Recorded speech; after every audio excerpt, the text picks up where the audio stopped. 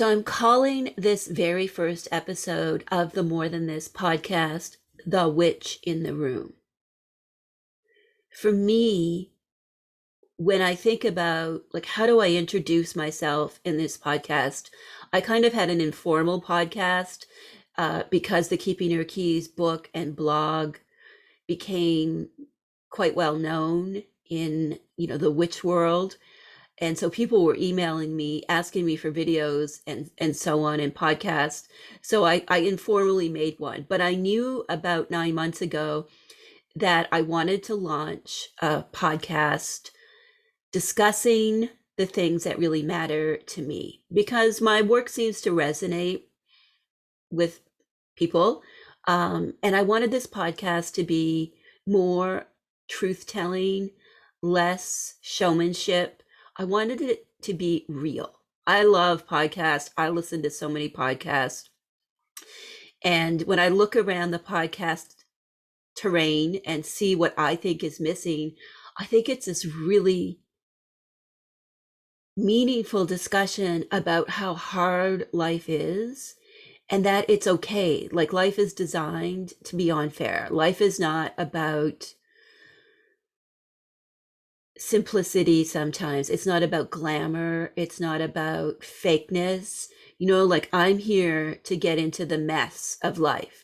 One of my favorite quotes comes from the great depth psychologist James Hillman, who wrote about finding the myth in the mess of life. And I really think that's what More Than This is about. And for me, my myth in the mess, what means so much to me, because mythology is a source of meaning. Mythology connects us to the deeper world. For me, the myth that's right in my mess, when I dig down through all the shit of my life, all the complications, all the betrayals, all the loss, all the dis-ease and disruption and everything else, when I dig it, for me, that gold focuses around the archetype of the witch. And I'm a PhD trained applied social psychologist. There is a discongruency between this deep identification with the archetype of the witch and the other thing that I find so much gold in, which is being an applied social psychologist. I love it. I love exploring the world through this lens and seeing patterns, finding meaning, and offering psychoeducational strategies that help people live a better life. I love this crossroads of the deeper world and modern life that I occupy. And I want to get really real here. In the Keeping Your Keys book, I write about the 3 key principles or values as being passion, kindness, and integrity. And in my school, which is known as the Covina Institute, we say we're going to PKI it.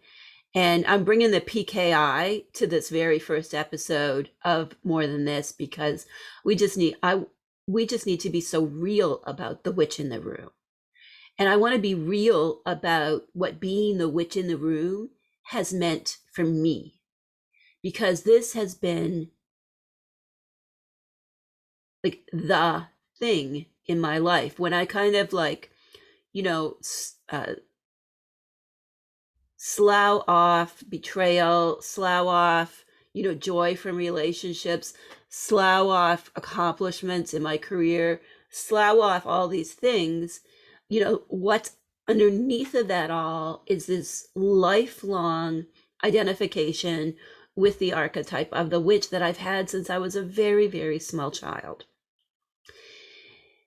This is not an easy archetype to identify with. Well, I don't think any of the archetypes like mother, daughter, mystic, teacher, any of the archetypes are necessarily easy to identify with.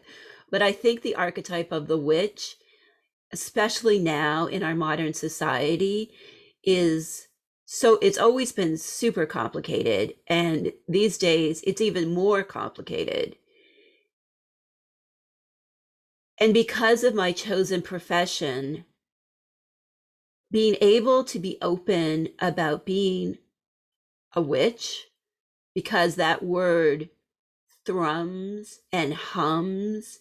It makes my blood flow in the way like that being mother does. But perhaps even more profoundly, more at the soul structure level than even mother, because I became a mother, but I feel like being a witch is somehow in my DNA. I don't know how it got into my genetic code. I don't come from a particularly witchy family. I would say my mother and my sister are highly intuitive, really dialed in, and I would say they're amazing manifestors.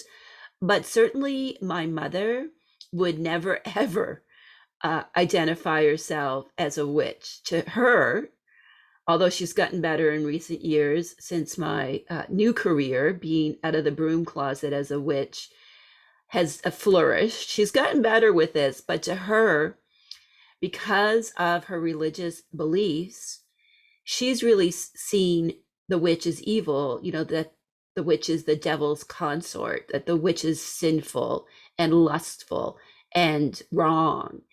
And having a daughter that identified as such from a really early age, I was always the peculiar little girl playing with stones and plants, living in an imaginal world in the woods, nose in books, always fascinated by mythology, comparative religion, spirituality, theology, and psychology, and of course, fiction. I was so foreign to her. I was from a completely different culture than my family, being ardent Pentecostals. So I didn't get my witchiness necessarily from my mom. And for me, growing up in that environment drove my feeling about the archetype of the witch deep, deep, deep into my interior world. She was always there, deep within me, but I never felt that I could express her. And even in private, when I was expressing her, arranging my little objects on my bureau as a child with my rocks and sticks and so on, arranging these little things, even as a small child, that was labeled as unacceptable and weird. And, I felt like a freak, right from the get-go. I was like, oh, Cyndi's a freak. And, when I was considering what do I want to talk about in the first episode of the podcast, I really want to talk about this.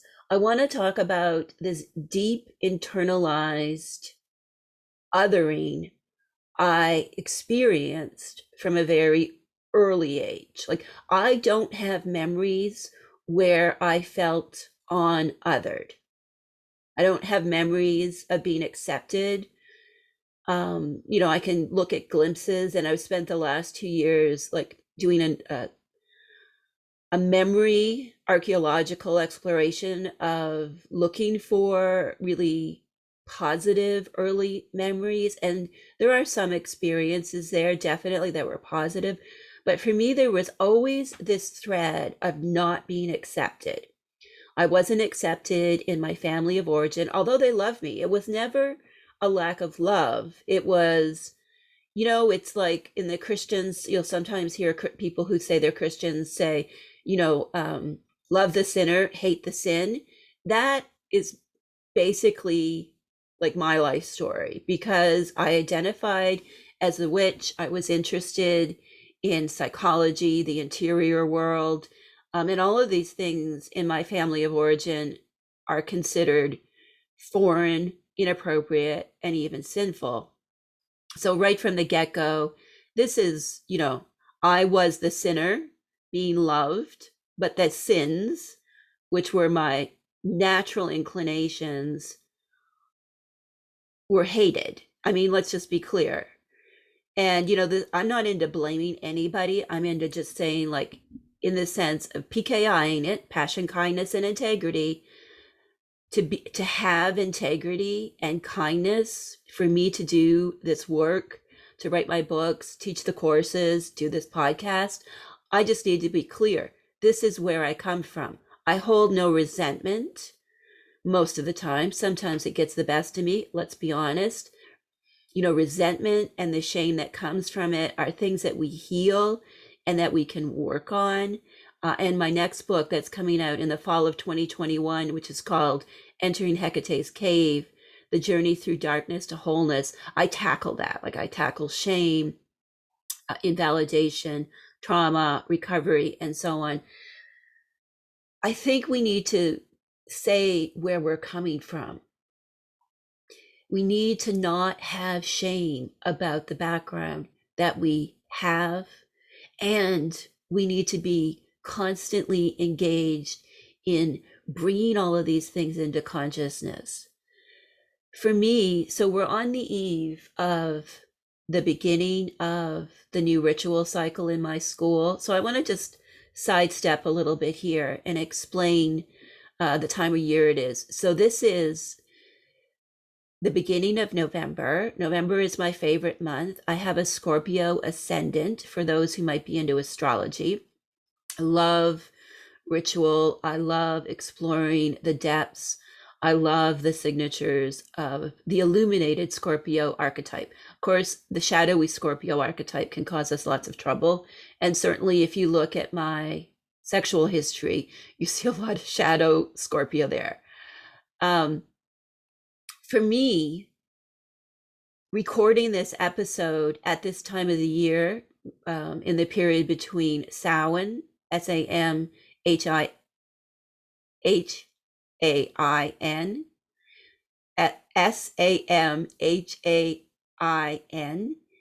and which, I mean, you may know as Halloween, which is fine. Recording it around this time, which is, so calendar Samhain, Halloween is the 31st, as you know, and then there's the astrological Samhain, which happens when the sun is at 15 degrees of Samhain. In my school, we start the spiritual new year at this time of the year. We do the first ritual on the new moon that is closest to the astrological Samhain, and this is a ritual of catharsis. So I knew I wanted to record the first episode of the podcast on the eve of this ritual. And I knew I wanted to just get really real about the witch in the room and what it's meant to me to be the witch in the room. And there's two kind of levels to this, right? It's the witch in the room when we're all by ourselves and we're into the beauty of the archetype. We're with our herbs, we're blending an infusion, perhaps we're weaving cords together to make a talisman, or drawing a sigil, or painting, or working with clay, or just sitting quietly with a candle. When we're the witch in the room and all is right in our little world, it's so beautiful. It's so healing. It is the best. We recently did bath bombs. I write about bath bombs in Entering Hecate's Garden, and we did those last week in the school. And all day I had this big tray of all the supplies for the bath bombs ready. And all day I was like, this is so amazing. I just want to look at the tray. I don't want to do the worky things. I just want to look at this beautiful tray and be excited, because we're all going to be the witches in the room. And, talking about the mythology behind the name of aster, which is the plant that we focused on for this bit of herbalism we were doing. Aster, it means star. The aster flower is associated with self-love and love, and the celestial, and it's can be connected to both the goddess Asteria and Astrea. Goddess Asteria, of course, is the mother of Hecate. She's the personification of the stars.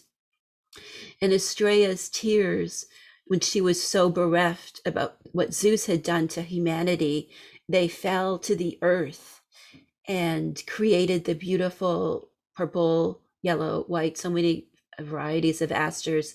You can learn more about them in Entering Hecate's Garden.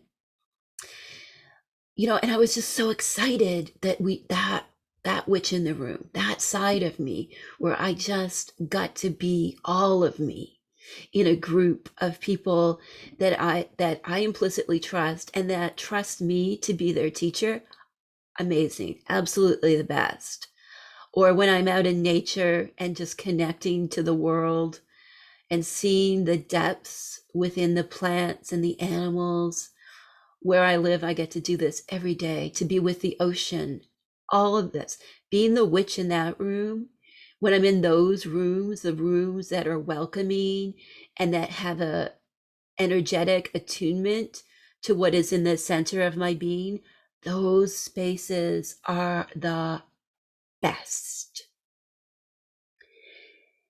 And, there's no need, if it's risky for you to come out of the closet, we call it the broom closet. If it's risky for you to come out of the broom closet, don't do it. But inhabit those spaces well, however you express it. You know, it- I understand why some people have adapted witchcraft or Wicca as a religious framework. Like, I get it, because it does kind of potentially offer certain cultural and perhaps legal uh, safety nets around it. But for me, I will never get over my early religious experiences.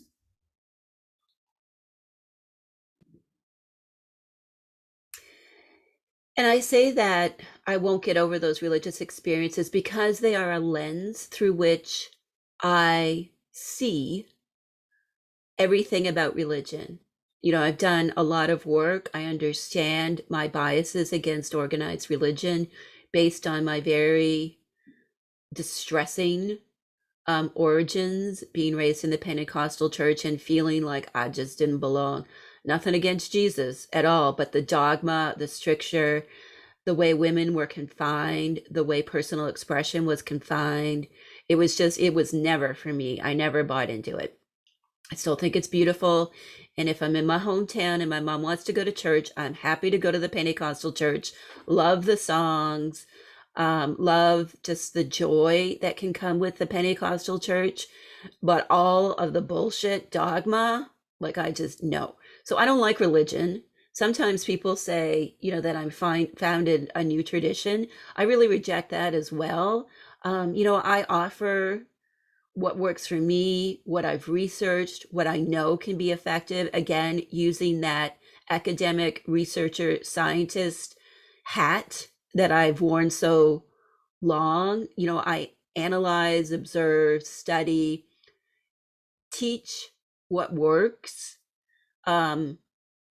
Drawing from my training, I don't just like pie in the sky offer things because even just because they work for me personally. I have my school, I have my students, I have my followers and readers, and I listen to what y'all say. And if I can see that something isn't working, I adapt it. If I see that you need more, I give you more. I am always the researcher, always the one studying what I put out in the world to see what's working and what's not working. But a religion? No, I didn't found a religion. I didn't found a tradition. I founded, I think, a way of being, a set of principles in terms of PKI that might work for you, might not. Add your own. Um, like, there's a structure, a system. I think of it as a system. Here's a system. We draw from great psychoeducational and personal development practices. We draw from mythology, history, folklore, plant medicines, personal experiences, esoteric teaching, all kinds of comparative religion. We draw all these things together. Like my rituals, the 3 rituals I teach over the course of a year, because I think rituals are serious business when we do them intentionally. Of course, we're having spontaneous rituals almost like every breath we take. But I think that we need to take our time with this. So I base the rituals on, I think, the key ideas from the ancient rituals at Eleusis, but you also see the rituals um, repeated across cultures and across time. The three basic components are release of burdens, catharsis. The second component is soul retrieval, calling back what we've lost along the way. And then the final component is rebirth. And then we have a kind of a celebration of all the goddesses in the summer because the goddesses are awesome. But I teach these three rituals inspired by this cycle because the cycle is universal. And because I've studied it across cultures and times, I've been studying these things, for 30 years now. I've always been fascinated. Like, as much as I inhabit the archetype of the witch in a very specific way, I also inhabit the mythology of Persephone and Hecate, that those myths are part of my fiber. They're woven right into me. Artemis, these myths around this are so key to me. Even my name, Cynthia, although my mom wasn't aware of it, is actually a title for Artemis and or Hecate. It's hard to separate the two of them in the mythology in a lot of instances and in their historical cult practices. So, these things are woven into me.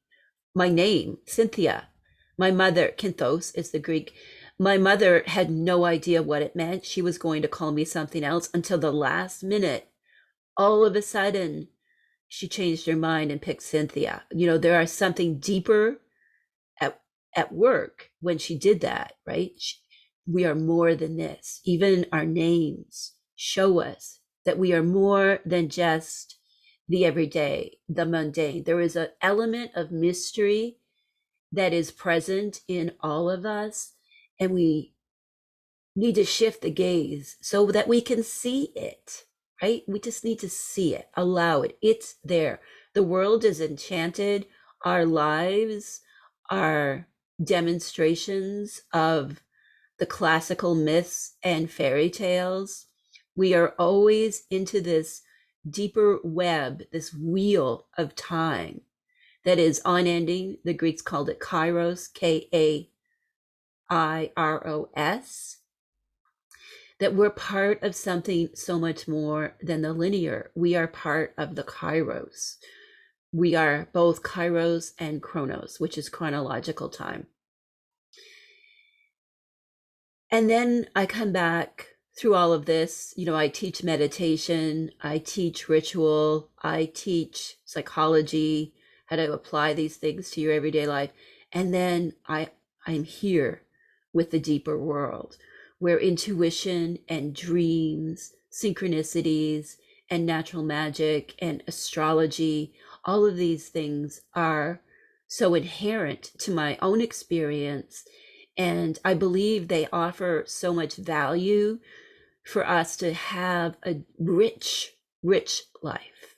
If we spent more time talking about our dreams to other people than about mundane things, about gossip, could you imagine if all of a sudden there was a cultural switch flipped, and instead of talking about other people, we talked about our dreams? It would be revolutionary.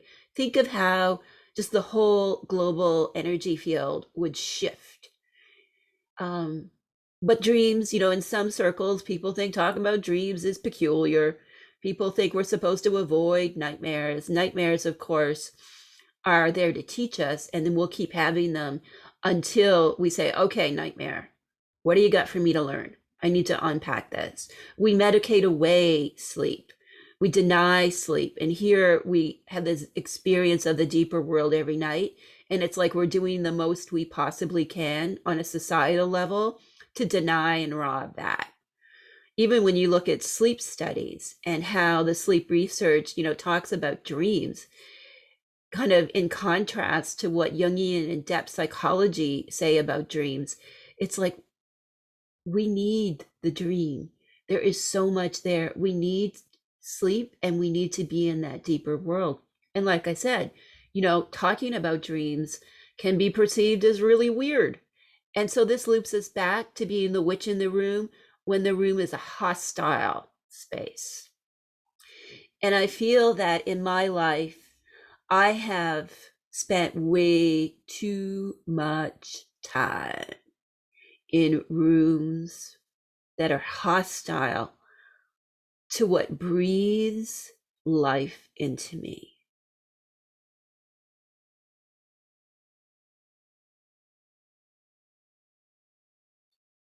And this has led to a deeply internalized self loathing. I have gone through so many periods in my life where I've got mad at the archetype of the witch and been really furious, saying, like, I just want to remove this. I want to remove my innate, mystical, intuitive, witchy, magical, natural healing, plant medicine, dirt loving, mythology, fan. I want to remove all of this from my life because it's complicated. I just want to be normal. Maybe you can relate to this. I've broken up with the mystical so many times in my life. Like I couldn't even count. I would get all of my books and all of my crystals and my herbs and everything and like donate them, give them to people, witches in need, if you want. Um, just because it's like, you know what? I am like a doctoral level fancy pants applied social psychologist with a great career, and there is all the world of separation between the things that give me interior oxygen, and what I do for a living. It's caused so much trouble. I've tried to navigate it. I remember when I first started teaching meditation classes a long time ago, talking to my boss, who was the VP of research at the Children and Women's Hospital, because I was a research director there. And he looked at me and he said, "You've got to stop this. You've got to shut down your website. It's too woo woo." And me just being like a puddle of emotion. Literally, I was like, used Kleenex, in that moment. Like I was just like, but this doesn't conflict with my contract at the hospital. And I felt like saying, but there's so much more. I'm teaching meditation, and what is like pushing to come out of me is so much more than, teaching nice meditation classes to school teachers. And even that little foray, was seen as too woo woo. And eventually life happened. I got really sick with a chronic condition that I live with to this day. Because let's talk about that too, because I have so much internalized self-loathing about having celiac disease and things associated with it. Honestly, it's like, let's just talk about these things. Let's just allow the things that want life to be spoken of, because the longer we keep them locked up in little boxes, they will continue to control us. They want to cohabit with us. They don't want to own us. But it's up to us to say, okay, I'll be in dialogue with this chronic disease. I don't even like the word chronic disease. I have an autoimmune response to gluten. That is a fact.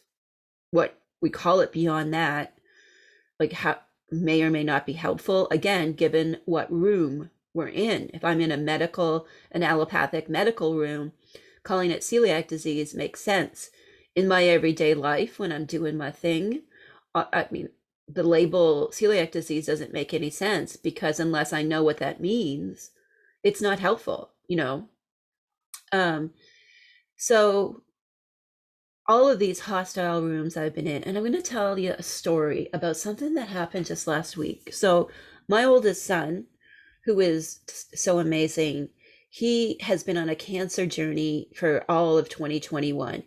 Now, before I get into the details of the story, I want to just say he's fine.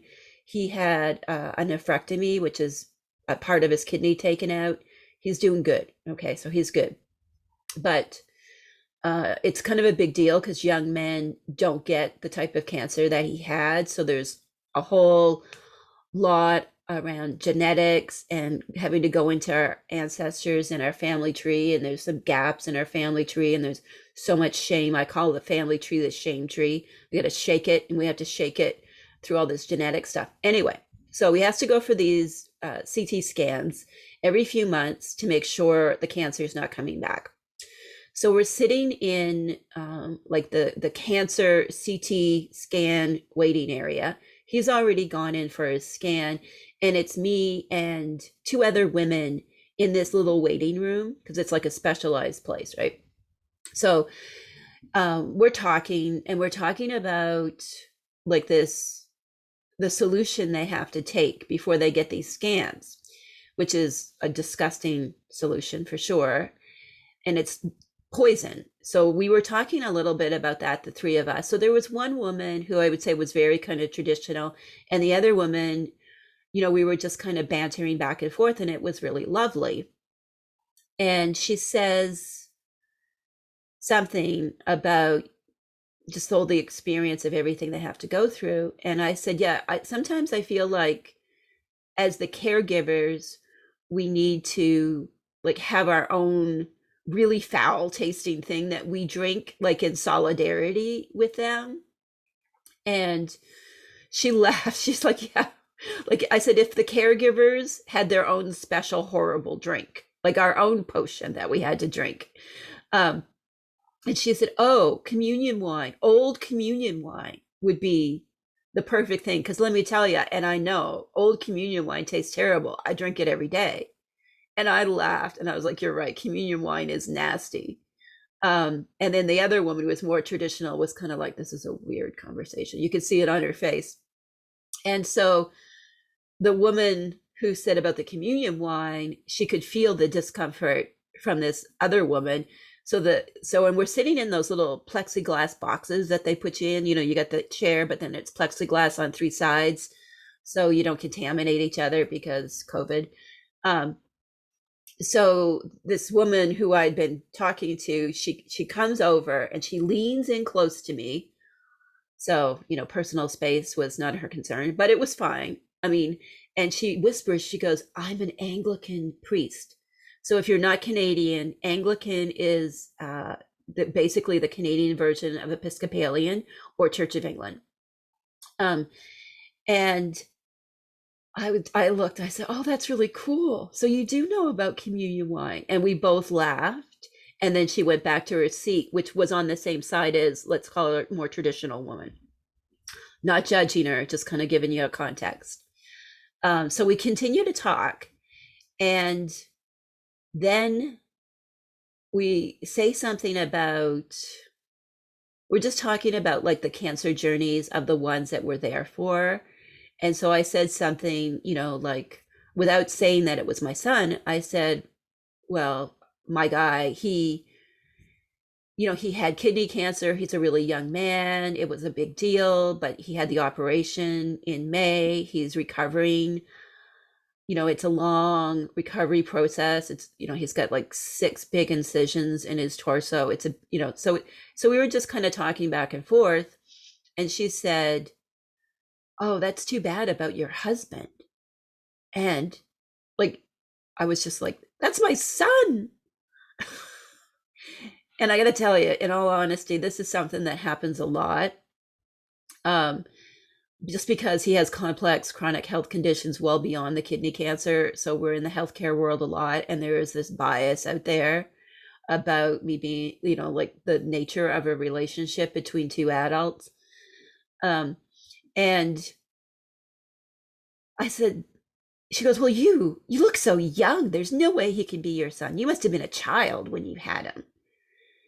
And again, it's just her auto response, right? Like no judgment. That's an auto response. I've heard it so many times, because we're always in healthcare land because of his chronic conditions. So I said, well, I wasn't that young, but yes, I was young. And then it's always like, well, you got to tell me your secret of why you look so good. And I'm just sitting there thinking, like, hair dye, moisturizer, genetics.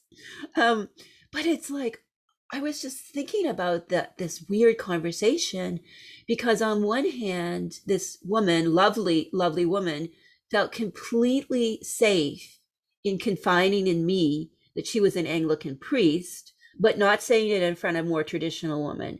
And at the same time, I wasn't going to like return it to her and say, "Oh yeah, I'm a psychologist and a witch and spirituality is everything to me." And I think it's so amazing that we're sharing this the same space now, and maybe we can get to know each other a little bit. I didn't feel comfortable saying that. I just basically said that's cool, and she didn't feel comfortable kind of announcing it in front of more traditional women. And then this whole thing about the bias about the nature of my relationship, I thought this is just like everything you need to know about those rooms that you go into when you, at the center of your being, there is something that breathes that means you always kind of occupy the margins, that you're never going to be part of the mainstream or what we think is the mainstream. And I've been thinking about that. It's been like a week, and I've been thinking about that ever since. It's like, why wasn't my automatic response to say that? To say, oh, yeah, I'm a psychologist and a witch. I love spirituality. I love talking about spirituality with other spiritual people. So it's really cool that it's a nice synchronicity. And then also thinking about more traditional women's kind of biases in the room as well. And, there's so many juxtapositions, there's so much richness in this room, right, that I was in. I didn't feel comfortable. My automatic response wasn't to say who I truly was, even though this other woman implicitly and intuitively trusted me with her truth. And then there was kind of the hostility in the room, right? You see this? So even when there's like love and acceptance, and there is that kind of agape, AGAPE, in the room, that we don't feel safe. I don't feel safe. And then when there is hostility in the room, I certainly get very defensive. And for me, identifying as I do with the archetype of the witch and as a psychologist, I'm always like in these spaces where there is hostility and there is acceptance. And most of the time, it is somewhere in between. You know, um, I have experiences like where I live in the world. It's a beautiful place, many wonderful, accepting people. But why even do I have to be accepted? If I was a plumber, no one would say, oh, well, I accept that he is a plumber, or it wouldn't have to be tolerated. So I like where I live, but I really miss having a community of more like-minded people where I could just like leave my house and not feel like certain neighbors are like glaring out of the windows at me because they think I'm a devil worshiper. FYI, if you think my version where I inhabit the archetype of the witch has anything to do with devil worship or summoning demons, the answer is hell no. It's natural, it's ritual, it's meditation, it's herbalism, symbolism, has nothing to do with devil worship or any of that business. And if y'all think, I have something against Christians, I certainly don't. I know many beautiful, wonderful Christians. I have a lot against the dogma of the Christian denominations, but that's not about individuals. Individuals within that structure, within that institution can be really wonderful. And it's like this space of always being on this continuum and having to do that rapid evaluation of the level of bias coming at me in most situations. How safe can I be here to actually like operate from soul? What persona, like what outfit do I have to put on to be acceptable? in this space that I'm in. And it's been so central to my journey. I was offered a business partnership recently.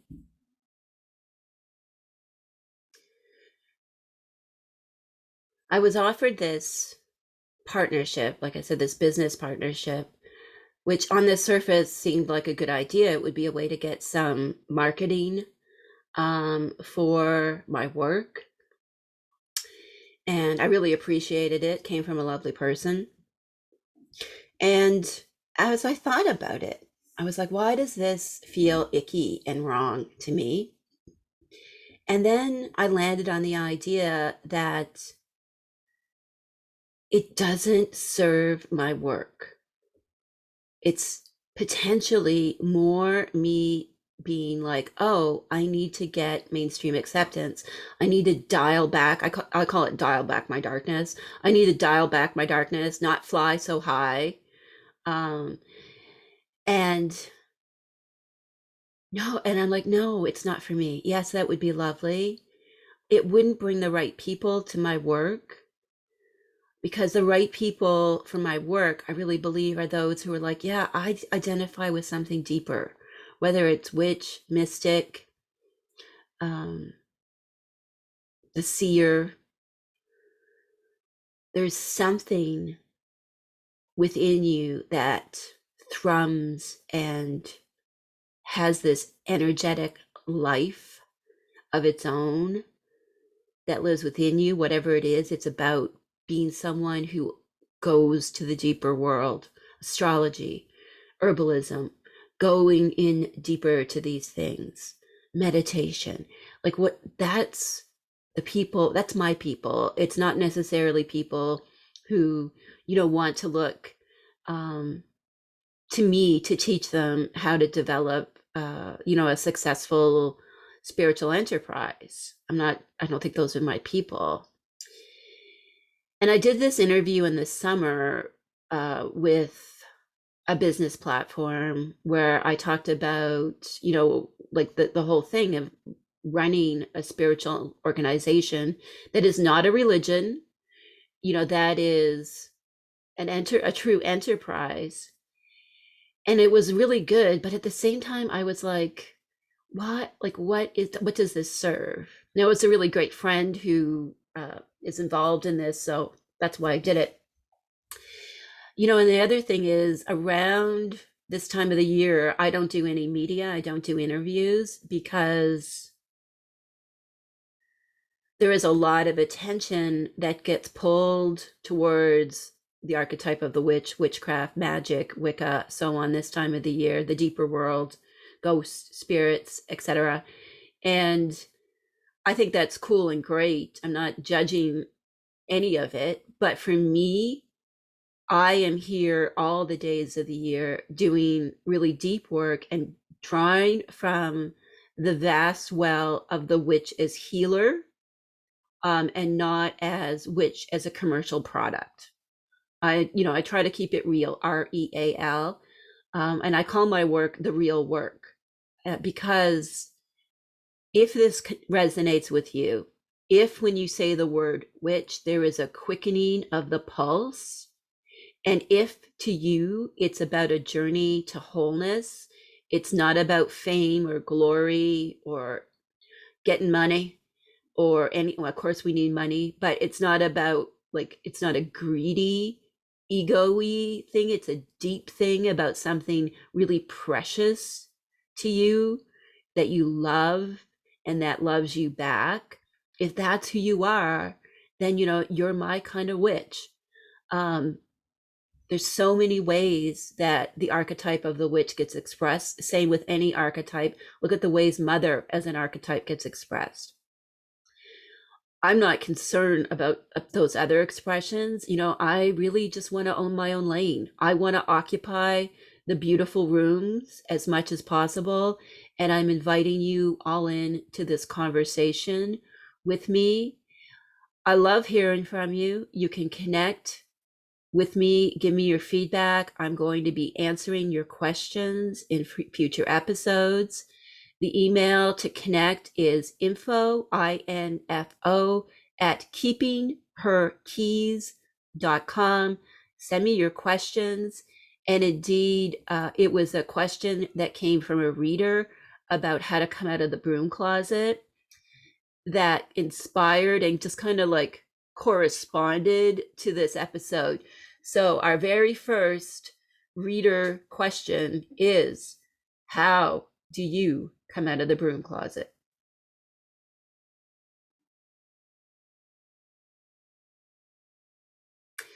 Okay, so this segment of the More Than This podcast is what I call Hecate's Help Desk.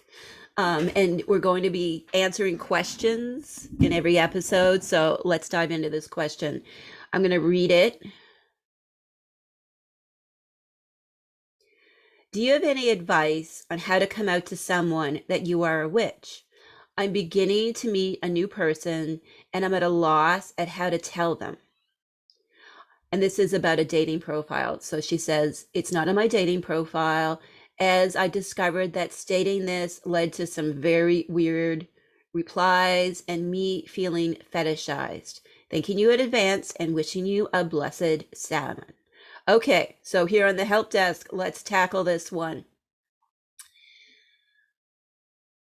Yes, so there's so much in this, right? So the first thing I want to say is you're not alone in this experience. I think anyone who identifies with the archetype of the witch, like in a very healing and empowering way, and that it's a journey, a climb of being more than the mundane and having these mystical experiences, like if that's how you interpret the archetype of the witch, the space that you occupy, it's very different than being like a grandstander. Look, I'm the magician and I'm going to manifest these things and I'm going to be all out all over the place all the time, because you got to watch out. Archetypes can take over us, right? So, to me, the first thing I hear is that you have a really healthy relationship with the very powerful force that is the archetype of the witch. So congratulations for that. Like, congratulations for understanding that there are hostile rooms and spaces, and certainly online dating could be one of them.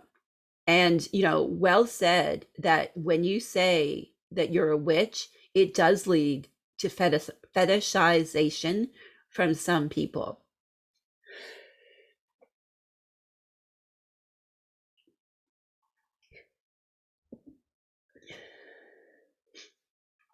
Um, we'll have to edit up the sneezing in the actual podcast version. What does we mean by fetishization? So it's that people have ideas about the archetype of the witch, really powerful ones, so they can see the witch as the hag, the crone, the evil one living in the cave, and so on. I find that very beautiful. Then they can fetishize it in terms of sexuality. I had someone tag me on these Facebook posts recently. This happens a lot. And in this particular instance, it was this collection of scantily clad witches, very cartoonish. And they were wearing like a pumpkin string bikini and all of this hyper fetishization. It was too much. I understand, like, if that's how you want to express yourself, that's you do you. But for me, I don't want to be fetishized like that. I want to be seen as a whole person. For me, I identify as a cisgendered woman. So I want to be seen as that. I want to be seen as a woman.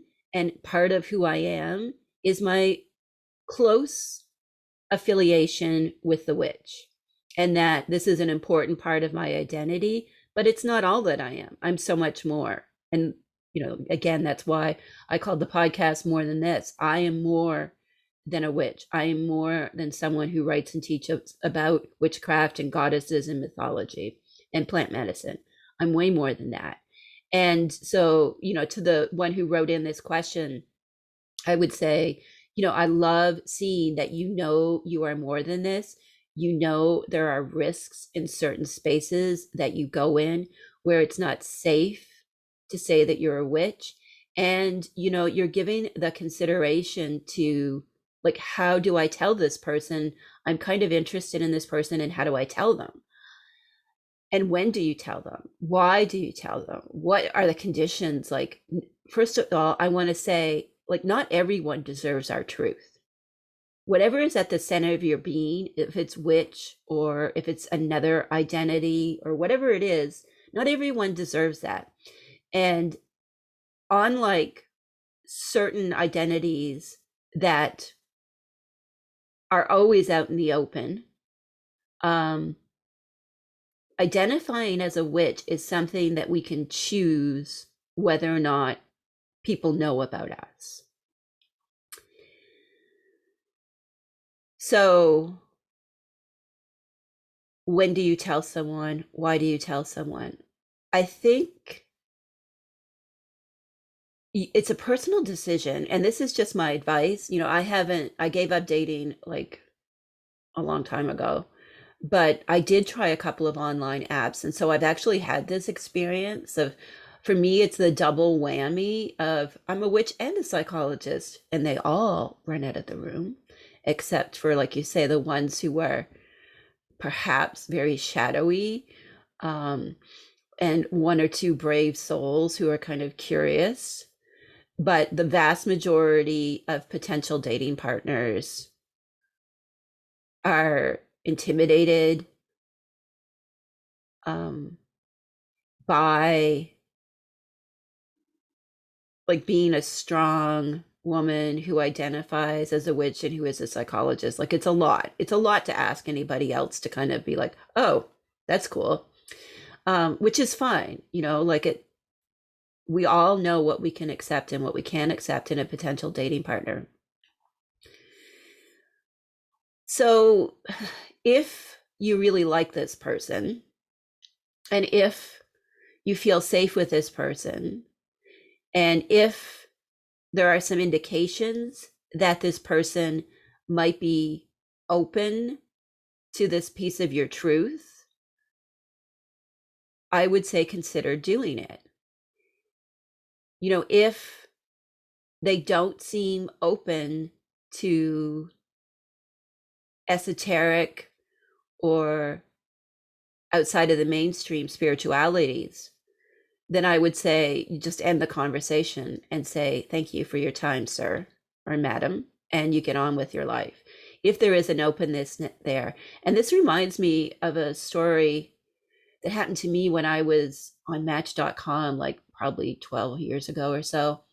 I was chatting with this fellow, and actually on the phone. We were talking on the phone, and we were just talking about what we did for a living. And he was in the military, which is fine. I have nothing against, the people who serve in the military. And he said, I'm a God-fearing soldier. And something compelled me to automatically reply, I'm a goddess-loving warrior. Thank you for your time, sir. Because there was just no way. There wasn't any ground. There wasn't a crossroads. We couldn't intersect. So if you think there is a way that the two of you are coming to a crossroads about who you are from the center of your being, I would say go for it. Perhaps mention it like in chat before you actually meet. And I would say if you are really hesitant to do it in chat before you meet up, then you need to ask yourself, is this actually a person I should keep talking to? Sometimes we're just lonely and we know it's not going anywhere and we're just basically passing the time. Nothing wrong with passing the time. If it's just someone you're passing the time with, don't give them pieces of yourself. Unless, of course, you're like, I just need to do a dump and I'm just going to do a catharsis on this poor unsuspecting individual because I know they won't accept it. And I'm just going to do it knowing they won't accept it. And then I'm just going to walk away. I'm just going to be like, and here is who I am. And again, thank you, madam. It was lovely chatting with you. I wish you well. I don't believe we should continue to have these conversations. I would say definitely, I think if the person seems amenable, telling them before you meet them in person is a good idea. And I would like lead them to the discussion by asking questions about their spiritual beliefs and practices. I would start the dialogue there. Like in general, how do you view spirituality? In general, is spirituality important to you? Do you meditate? Do you connect with nature? Do you ever use herbs for your health? Or do you use scent in your home? And have you ever sat around a fire and felt something ancient and true? Do you resonate with mythology or folk tales? And then you could maybe say, do you believe that there is more to the world than the everyday? I would ask those questions to get the conversation going. You know, it's a conversation, and you want to evaluate how safe this space is that you're occupying with this person. And if it's a text chat, you know, it's really easy to go through these questions and, you know, just like and judge the answers. They might ghost you after the first question or two, and then it's like, well, there's my answer. Um, and then if, you know, all of the answers to these questions are kind of leading into the, you know, the direction, then you could say, like, do you think that dreams can be about more than just like random neural firings or learning consolidation? Like, do you think there's something more going on with dreams? Or have you ever felt that a loved one who was deceased was there with you? Or have you had any uncanny experiences? You know, lead them into the dialogue. And then you might, you know, kind of start dropping the like the whopper questions, like, do you believe in like universal cosmic forces that some people call deities? Do you believe that there is this kind of consciousness that is embedded in the structure of the universe? You could ask that.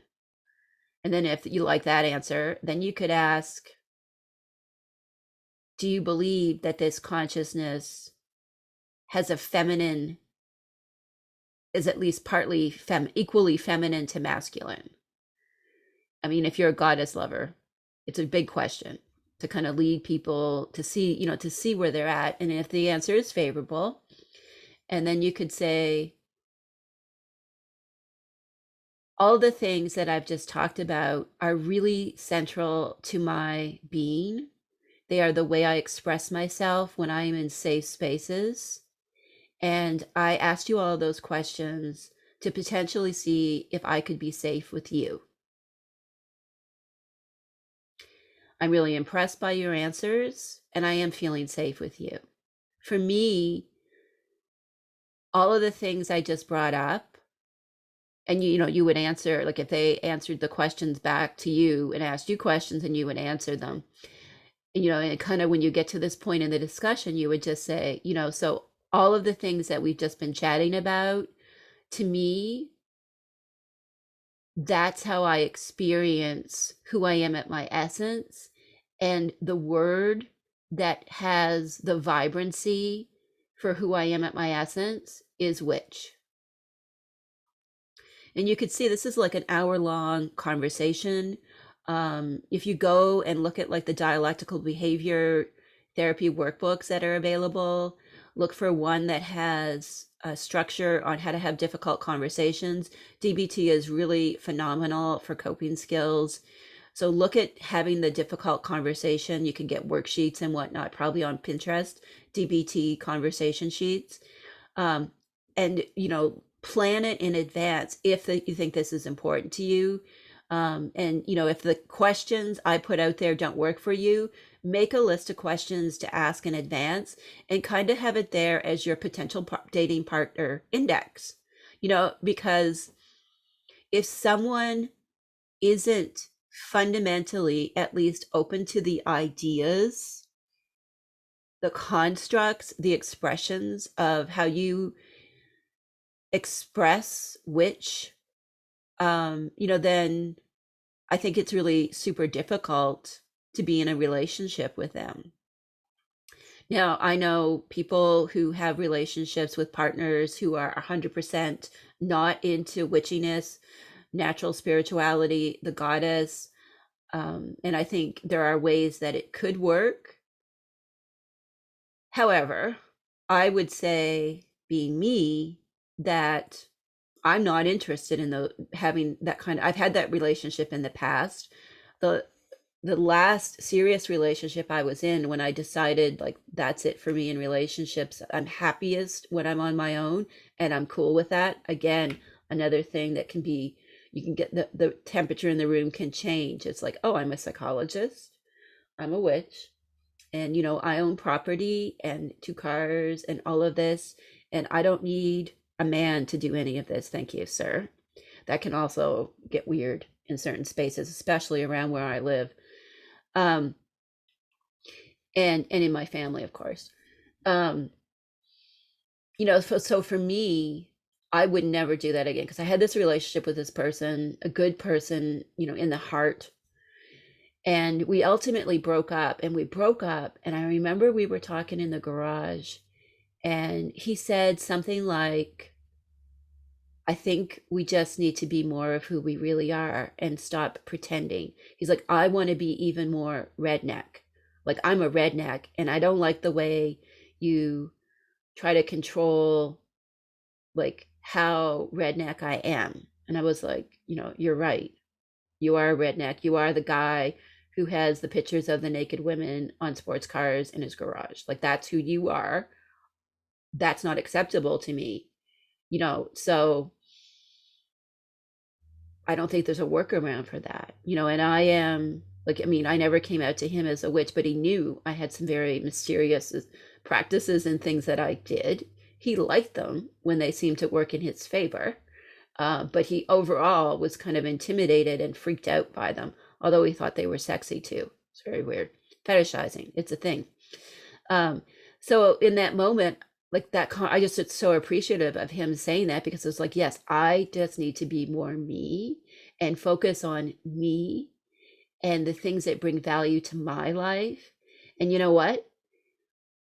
I am not lonely. I don't want a partner. I'm not saying that you don't need a partner. I'm just saying, like, when we are having these conversations, like, do I come out of the broom closet?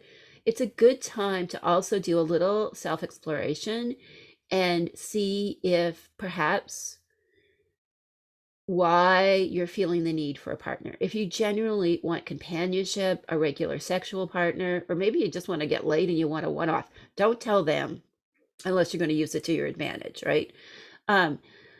But why are you doing this? I mean, there's nothing wrong with just like, I'm just going to play up being a witch and let them fetishize me, and I'm going to fetishize the hell out of it, and we are going to have some wild sex. Nothing wrong with that. But if that's not what you want, then you need to be conscious about how you present yourself in the world and in the spaces that you occupy. So I hope this answer has been helpful. Again, if you have questions you'd like me to answer on Hecate's help desk, email them to info@keepingherkeys.com. Thanks so much for listening. Fly high, stay true, and hail Hecate.